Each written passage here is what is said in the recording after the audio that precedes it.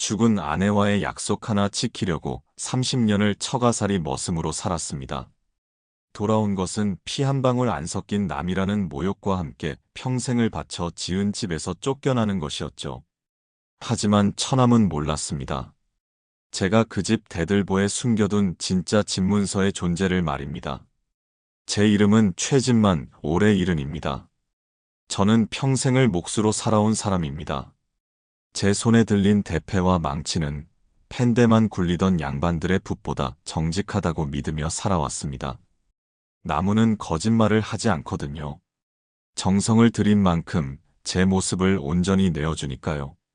하지만 사람은, 특히 가족이라는 이름을 한 사람들은 달랐습니다.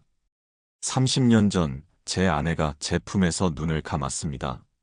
지병을 앓던 아내는 마지막 숨을 거두며 제 손을 잡고 애원했습니다.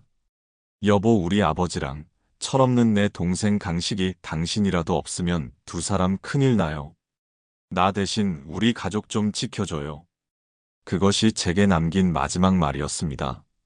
저는 눈물로 아내의 마지막 약속을 지키겠노라 맹세했습니다. 그렇게 아내가 떠난 후 저는 처가살이를 시작했습니다. 아니, 지금 와서 생각해보면 그건 처가살이가 아니라 머슴살이었습니다. 연로하신 장인어른을 모시고 20살이나 어린 처남놈의 뒷바라지를 하며 30년의 세월을 보냈습니다. 제가 가진 목수 기술을 총동원해 낡고 허름했던 처갓집을 번듯한 2층 한옥으로 다시 지었습니다.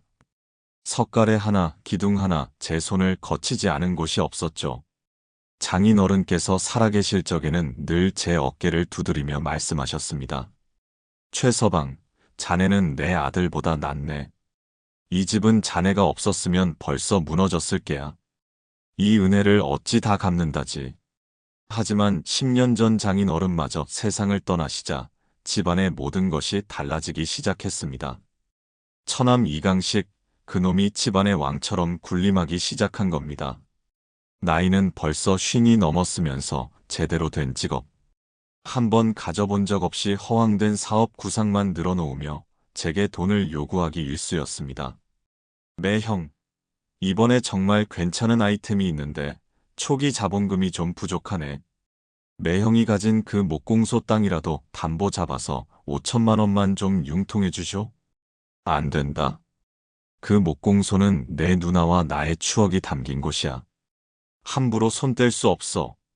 아, 진짜 빡빡하게 구시네. 우리가 남이요?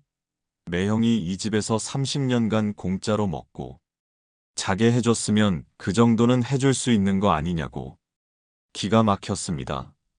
제가 이 집의 기둥을 세우고 지붕을 이었으며 지난 30년간 집안의 모든 굳은 일을 도맡아 했습니다. 처남놈 장가갈 때 집 보증금도 제가 해줬고 조카들 대학 등록금도 제가 다 해결했습니다. 그런데 이제 와서 공짜로 먹고 자게 해줬다니요. 적반하장도 유분수지. 저런 후안무치한 놈을 제가 30년이나 거두고 살았다는 사실에 치가 떨렸습니다. 갈등이 폭발한 것은 지난달이었습니다. 처남이 웬 낯선 사내들을 데리고 와 집안 구석구석을 보여주며 소란을 피웠습니다. 여기가 안방이고 저쪽이 사랑채인데 터가 아주 좋아서 허물고 빌라를 지으면 대박이 날 자리입니다. 저는 마당에서 화초에 물을 주다 말고 그들에게 다가가 물었습니다. 지금 이게 무슨 짓인가? 처남이 저를 벌레 보듯 쳐다보며 말했습니다. 보면 몰라. 집 팔려고 내놨잖아. 이 양반들이 집 보러 온 부동산 업자들이야. 뭐? 이 집을 팔아? 나하고 상의 한마디 없이? 내가 내 집 파는데 왜 매형 허락을 받아야 하는데? 이 집 아버지 돌아가시고 내 이름으로 상속 등기 다 끝난 거 몰라? 심장이 쿵 하고 내려앉았습니다. 맞는 말이었습니다. 장인어른이 돌아가셨을 때 저는 당연히 아들인 처남에게 모든 재산이 상속되어야 한다고 생각했습니다. 그래서 아무런 이의를 제기하지 않았죠. 그저 아내와의 약속을 지키기 위해 이 집을 돌보며 묵묵히 제 자리를 지킬 뿐이었습니다.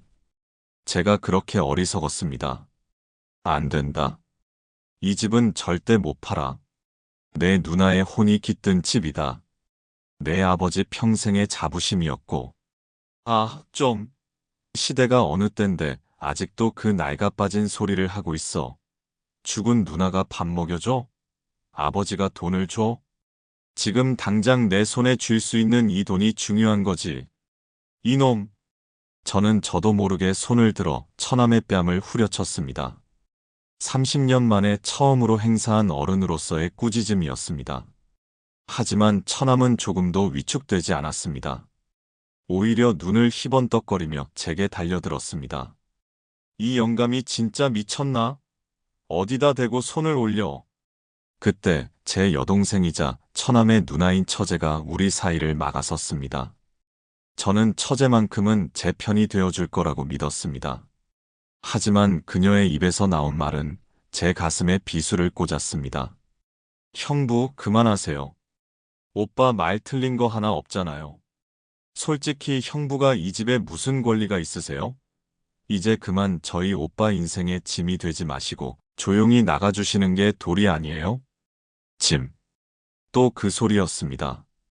헌신하고 희생한 자의 마지막에 남는 것은 결국 짐이라는 두 글자뿐이란 말입까.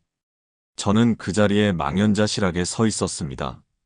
피를 나눈 동생보다 더 살뜰하게 챙겼다고 생각했던 처제마저 결국은 제게 등을 돌린 것입니다. 그날 이후 처남과 처제는 연합하여 저를 쫓아내기 위한 계획을 착착 진행했습니다.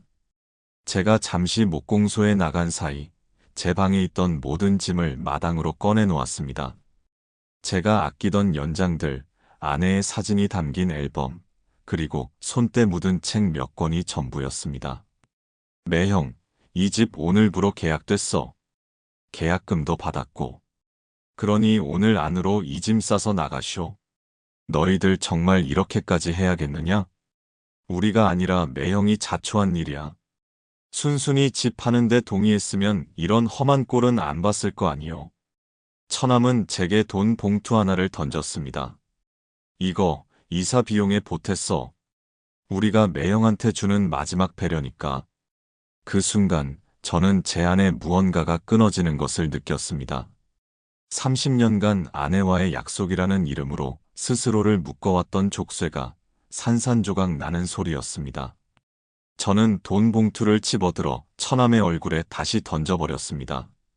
이딴 돈 필요 없다. 하지만 명심해라. 너희는 오늘 나 최진만이 아니라 너희 아버지와 누나를 내쫓은 것이다. 반드시 피눈물을 흘리며 후회하게 될 게다. 저는 제 낡은 연장 가방 하나만을 챙겨 들고 평생을 바쳐 지은 그 집을 제 발로 걸어 나왔습니다. 등 뒤로 처남의 조롱 섞인 웃음소리가 들려왔지만 저는 단 한 번도 뒤돌아보지 않았습니다. 막상 집을 나오니 갈 곳이 없었습니다. 하늘은 잿빛이었고 찬 바람이 뼛속까지 스며들었습니다.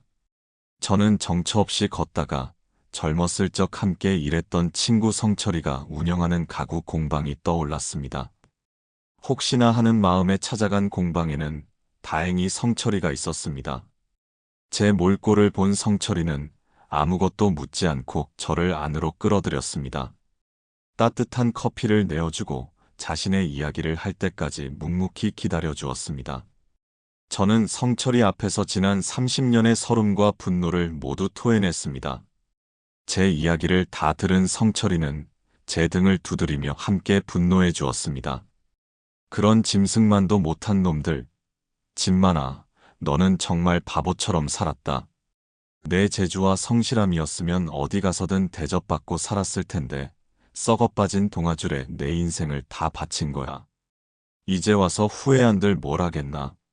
모든 게 내 팔자련이 해야지. 무슨 소리야? 이대로 포기할 셈이야?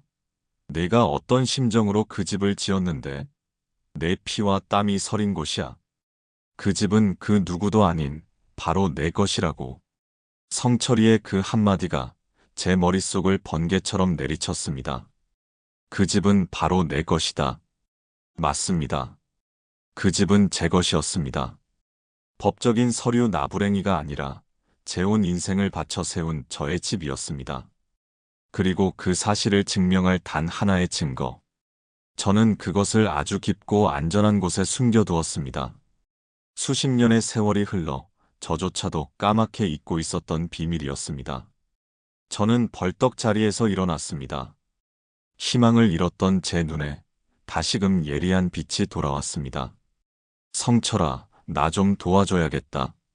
무슨 일이든 말만 해, 친구. 그 집에 내가 다시 들어가야겠다. 아무도 모르게 아주 잠깐이면 된다. 저는 성철이에게 제 계획을 모두 털어놓았습니다. 장인어른께서 살아생전 저 몰래 준비해 두셨던 마지막 선물과 그것을 제가 어디에 숨겨두었는지에 대해서 말입니다. 모든 이야기를 들은 성철이는 무릎을 탁 치며 외쳤습니다. 세상에 장인어른께서 정말 현명한 분이셨구나. 집만아, 걱정하지 마라. 이 일은 내가 반드시 성공시키도록 도와주마. 우리의 계획은 대담하고 신속해야 했습니다. 처남이 그 집을 완전히 다른 사람에게 넘기기 전에 혹은 집을 허물기 전에 모든 것을 끝내야 했습니다. 며칠 뒤 저는 변호사를 통해 처남에게 내용 증명 한 통을 보냈습니다. 내용은 간단했습니다. 본인은 해당 가옥의 실소유주로서 현재 진행 중인 매매 계약의 즉각적인 중단을 요청하며 소유권에 대한 법적 분쟁을 제기할 것임을 통보합니다. 처남은 코웃음 쳤습니다. 제게 전화를 걸어 쌍욕을 퍼부었죠. 이 늙은이가 진짜 노망이 났나? 어디서 돈을 주워다가 변호사를 샀어? 실소유주? 지나가던 개가 웃겠소. 쓸데없는 짓 하지 말고 곱게 늙으쇼. 괜히 흠집 내려고 해봤자 당신만 더 비참해질 테니까. 처남은 제 경고를 무시하고 예정대로 계약을 진행하려 했습니다. 그의 오만함이 바로 우리의 기회였습니다. 작전 실행일은 처남이 계약 잔금을 치르기로 한 날의 바로 전날 밤으로 정했습니다. 그날 밤 저와 성철이는 검은 옷으로 갈아입고 낡은 연장 가방을 든 채 제가 지은 그 집으로 향했습니다. 성철이의 공방 직원 2명이 주변에서 망을 봐주기로 했습니다. 담을 넘는 것은 어렵지 않았습니다. 제가 직접 설계하고 지은 집이었기에 어느 곳이 취약한지 저는 손바닥 보듯 훤히 알고 있었습니다. 문제는 집안에 처남과 처제가 있다는 것이었습니다. 우리는 숨을 죽인 채 집의 뒤편 제가 예전에 쓰던 작은 작업실 창고로 잠입했습니다. 그리고 그곳에서부터 작전을 시작했습니다. 제가 노리는 목표는 단 하나. 집의 가장 중심부 2층 마루를 떠받치고 있는 거대한 대들보였습니다. 그 대들보는 제가 수백 년 된 금강송을 직접 골라 몇 달에 걸쳐 다듬어 올린 이 집의 심장과도 같은 존재였습니다. 그리고 저는 그 심장 안에 제 모든 것을 되찾을 수 있는 비밀을 묻어두었습니다. 대들보에 접근하기 위해서는 2층 마루 바닥의 일부를 뜯어내야 했습니다. 소리를 내지 않는 것이 관건이었습니다. 저는 성철이의 도움을 받아 제가 예전에 만들어 두었던 특수 공구를 이용해 마룻바닥을 조심스럽게 드러내기 시작했습니다. 삐걱 마이너스. 작은 소리에도 심장이 철렁 내려앉았습니다. 아래층에서 처남의 코 고는 소리가 희미하게 들려왔습니다. 다행히 그들은 깊이 잠든 모양이었습니다. 마침내 마루 한쪽이 열리고 육중한 대들보의 몸체가 모습을 드러냈습니다. 저는 손전등으로 대들보의 한 부분을 비추었습니다. 그곳에는 작은 나무못으로 교묘하게 위장된 저만이 아는 표식이 있었습니다. 떨리는 손으로 표식을 누르고 비틀자 달칵하는 소리와 함께 대들보의 한 부분이 부드럽게 열렸습니다. 그 안에는 기름종이와 비단으로 여러 겹싸인 작은 오동나무 상자가 들어 있었습니다. 상자를 꺼내는 순간 저는 온몸에 힘이 풀리는 것을 느꼈습니다. 30년의 세월을 뛰어넘어 장인어른의 온기가 제 손끝에 전해지는 듯 했습니다. 우리는 서둘러 집을 빠져나왔습니다. 그리고 동이 트기를 기다렸습니다. 다음 날 아침 저는 제 인생에서 가장 깨끗하고 단정한 옷을 차려입었습니다. 그리고 성철이와 변호사와 함께 다시 그 집의 대문을 열고 들어섰습니다. 대청마루에는 처남과 처제, 그리고 부동산, 중개인과 집을 사기로 한 부부가 둘러앉아 계약서에 도장을 찍으려던 참이었습니다. 제가 나타나자 처남이 기겁하며 소리쳤습니다. 당신이 여길 어떻게 들어왔어? 당장 꺼져. 여보, 경찰에 신고해. 저는 아무 말 없이 그들 앞으로 다가가 밤새 찾아온 오동나무 상자를 테이블 위에 올려놓았습니다. 그 계약 잠시 멈추시는 게 좋을 겁니다. 변호사가 상자를 열었습니다. 그 안에는 세월의 흔적이 고스란히 담긴 누런 한지 문서 한 장이 들어 있었습니다. 변호사가 문서를 집어들어 그 내용을 낭독하기 시작했습니다. 증여계약서. 증여인 이태주는 수증인 최진만에게 아래의 부동산을 증여할 것을 약정하고 수증인은 이를 승낙하였음. 아래 부동산은 변호사의 목소리가 마루에 울려 퍼지는 동안 처남의 얼굴은 하얗게 그리고 파랗게 변해갔습니다. 그것은 장인 어른께서 돌아가시기 한 해 전 저와 단둘이 있을 때 몰래 써주신 증여 계약서였습니다. 공증까지 완벽하게 마친 법적으로 어떤 흠결도 없는 문서였죠. 최서방, 내 아들놈이 못 믿어 이러는 걸세. 자네가 이 집을 지었고 자네 아내가 이 집에 묻혀 있으니 이 집의 주인은 마땅히 자네여야 하네. 내가 죽고 나면 강식이가 분명 분란을 일으킬 게야. 그때 이걸 꺼내게. 이건 내가 자네에게 주는 마지막 선물일세. 장인어른은 아들의 못난 성정을 너무나도 잘 알고 계셨던 겁니다. 그리고 아내를 잃고 홀로 남을 저를 끝까지 걱정하셨던 겁니다. 저는 이 사실을 가슴에 묻고 처남과 분란을 일으키지 않기 위해 지난 10년간 침묵해왔습니다. 하지만 그들은 제 마지막 인내심마저 짓밟아버렸습니다. 거짓말. 저거 다 위조된 거야. 아버지가 왜 나를 두고 저 영감한테 집을 줘? 처남이 발악하며 소리쳤습니다. 하지만 계약서에 찍힌 장인어른의 인감과 공증사무소의 직인은 그 모든 것을 증명하고 있었습니다. 집을 사려던 부부와 부동산 중개인은 사기 계약에 휘말릴 뻔했다는 사실에 경악하며 자리를 박차고 일어났습니다. 아니, 이 집이 당신 것도 아니었단 말입니까? 이보시오, 이강식 씨. 이거 명백한 사기죄인 거 아시오? 당장 계약금 돌려주시고 우리는 당신을 고소하겠소. 순식간에 아수라장이 되었습니다. 처남은 그 자리에 주저앉아 넋이 나간 표정으로 중얼거렸습니다. 아니야, 이럴 리가 없어. 처제는 그제야 사태의 심각성을 깨닫고 제게 달려와 매달렸습니다. 형부, 제가 잘못했어요. 제가 오빠 말에 넘어가서 잠시 정신이 나갔나 봐요. 제발 저희를 용서해 주세요. 네. 저는 저를 붙잡는 처제의 손을 조용히 떼어냈습니다. 그리고 제 평생의 무게가 담긴 목소리로 말했습니다. 나는 너희를 용서할 수 없다. 너희가 저지른 짓은 단순히 나를 내쫓은 것이 아니기 때문이다. 너희는 너희 아버지의 유지를 거역했고 죽은 누이의 영혼을 욕보였다. 그 죗값은 평생에 걸쳐 스스로 치르도록 해라. 저는 그들을 뒤로하고 집안 곳곳을 천천히 둘러보았습니다. 제 손길이 닿은 기둥, 제가 짜맞춘 창살, 제가 다듬은 툇마루. 모든 것이 제자리로 돌아온 것 같았습니다. 그 후 처남 이강식은 사기죄와 사문서 위조 혐의로 고소를 당했습니다. 집을 담보로 몰래 대출받았던 돈과 계약금 위약금까지 물어주느라 신용불량자로 전락했다는 소식을 들었습니다. 처제는 몇 번이나 저를 찾아와 눈물로 용서를 구했지만 저는 끝내 그녀를 받아들이지 않았습니다. 배신은 단 한 번으로도 모든 신뢰를 무너뜨리기에 충분하니까요. 그들은 결국 정든 집을 떠나 새방을 전전하는 신세가 되었다고 합니다.